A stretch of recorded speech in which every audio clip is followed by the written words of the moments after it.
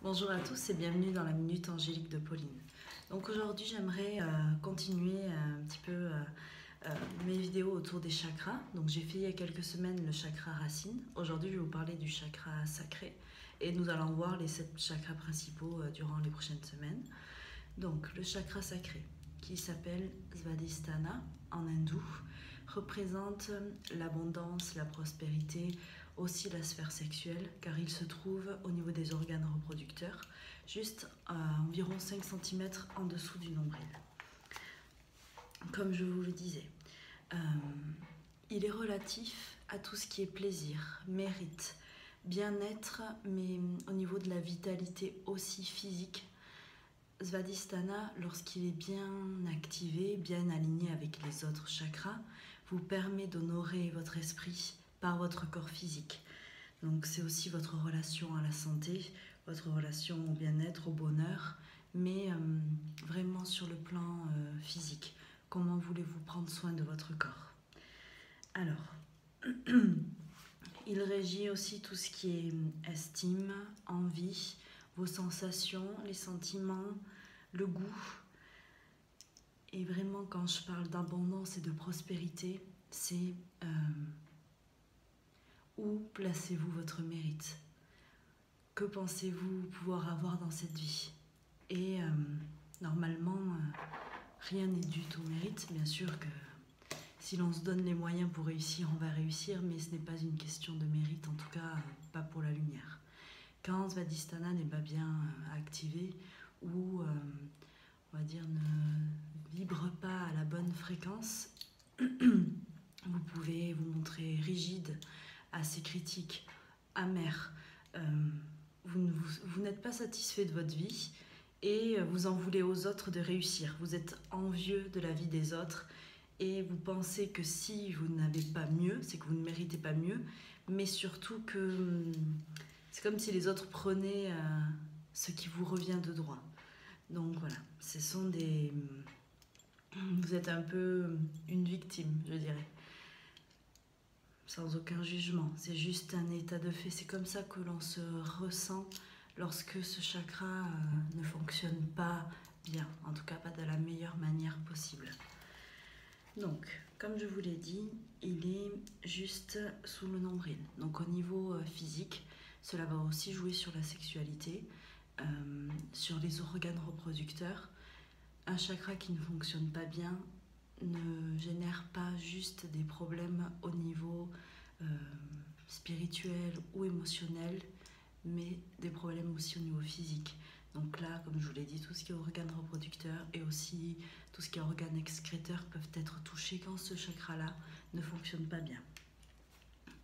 Il y a diverses manières, bien sûr, de le remettre à niveau. Alors, je vais commencer d'abord par les activités que vous pouvez faire, plus simplement. Le yoga, la danse, la marche, les méditations actives en visualisant les chakras. Le jeûne aussi pourrait permettre de remettre à niveau ce chakra-là, bien sûr, en sachant ce qu'on fait et sous la responsabilité, je pense, de quelqu'un qui a guéri à ça. La natation et la créativité. En fait, il génère la créativité, donc toute activité créatrice vous permet de réaligner ce chakra-là et de le remettre en symbiose avec les autres. Donc la natation, parce que Svadhisthana est en fait relié à l'élément eau. Donc aussi, dès que vous vous mettez dans l'eau, c'est comme si vous lui permettiez de s'alléger aussi et de se nettoyer. Il va y avoir au niveau de la musique, c'est le ré, la note de musique.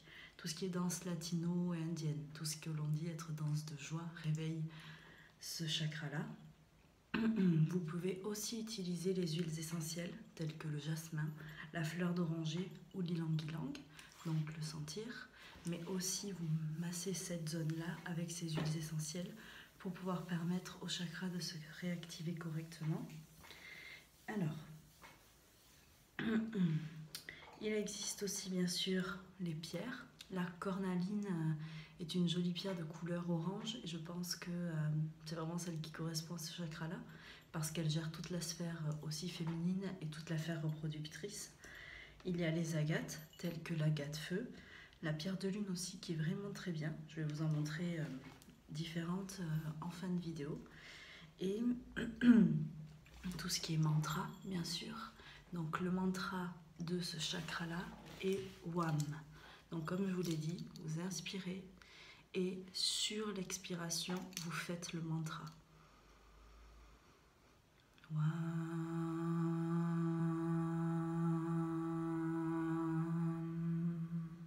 Voilà, par exemple. Et pour y rajouter encore plus de force lorsque vous l'exécutez, vous faites en même temps le mudra. Donc là, le mudra de Svadhisthana, c'est la main l'une sur l'autre et vous reliez les pouces ensemble. Et là, vous faites le mantra en même temps pour renforcer sa force. Vous pouvez le mettre vraiment au niveau du chakra, c'est encore mieux. Alors, je regarde si j'oublie quelque chose. Alors, l'archange qui est rattaché à ce chakra-là est Métatron. Donc, je pense que c'est parce que Métatron est là pour nous guider dans notre vie d'humain. Il a aussi été humain, c'est un des deux archanges qui a été humain avant d'ascensionner et de devenir un archange. Et vu qu'il est relatif à tout ce qui est notre mission de vie, notre chemin de vie, et vu que là, ce chakra-là est celui du plaisir, de l'abondance et des plaisirs simples de la vie en tant qu'humain, je pense que c'est pour ça que c'est à lui que nous avons attribué ce chakra-là. Donc pour les pierres, j'aimerais revenir sur, par exemple, là, je vous montre une agate avec le symbole de Svadhisthana dessus. Donc vous pouvez la poser sur vous aussi pour activer et vous pouvez imaginer à l'endroit de votre chakra ce symbole-là. J'ai aussi une agate feu que je vous avais déjà montré pour l'ancrage. Là c'est un peu dommage parce que on n'y voit pas assez bien. Voilà, vous pouvez voir un petit peu les reflets peut-être orangés dont elle est pourvue. Donc une pierre d'ancrage très forte, mais qui est aussi favorisée pour les problèmes et pour la sexualité en général.